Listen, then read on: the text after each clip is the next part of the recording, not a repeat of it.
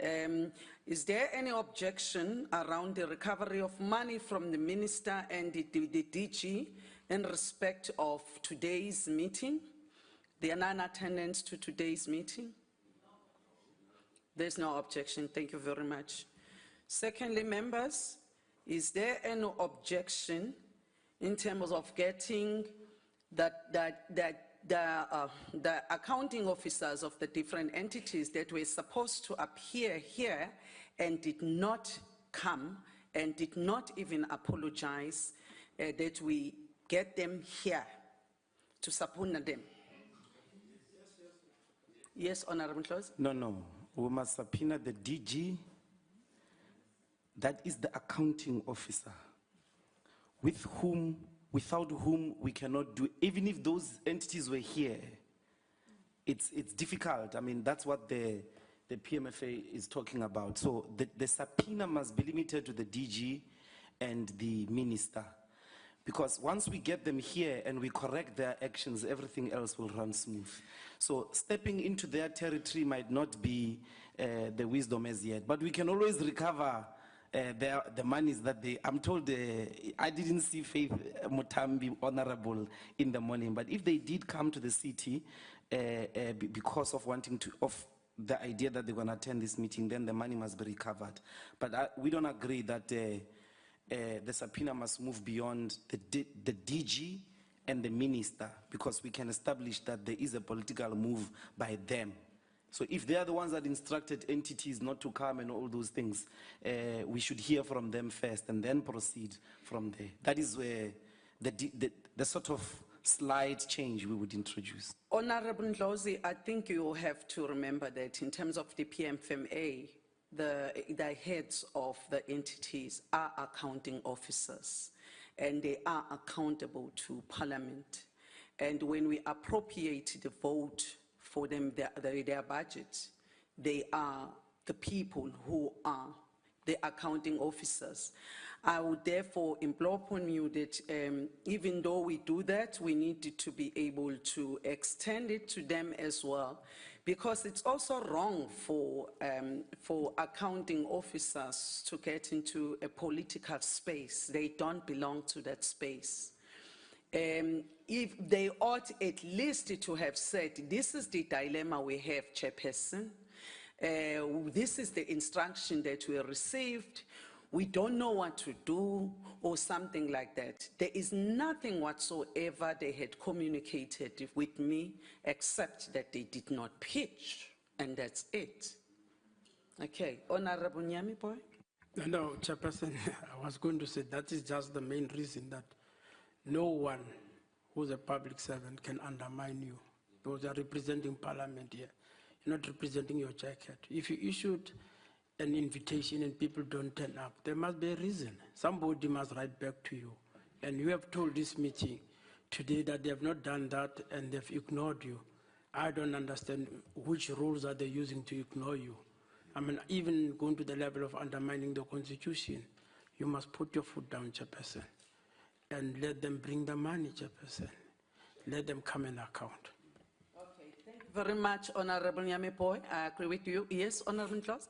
Well, in that case, then it should be chairpersons and CEOs, not directors only, or the equal.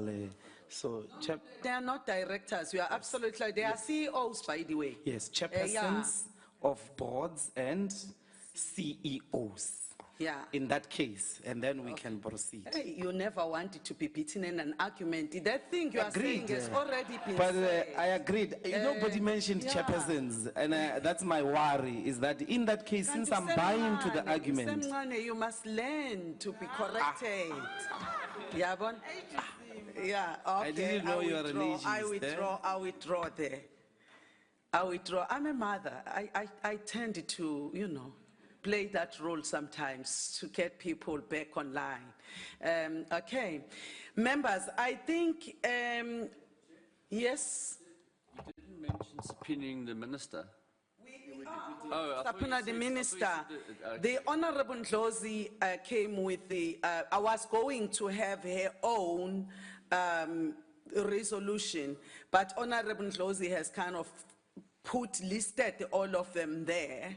So I think that's the agreement, that we are going to be subpoenaing the minister, and we are going to, I will do all the necessary work and communicate with the chair of the committee, the chair of chairs, or the chair of committees, Honorable Frolic, about the outcomes of this meeting.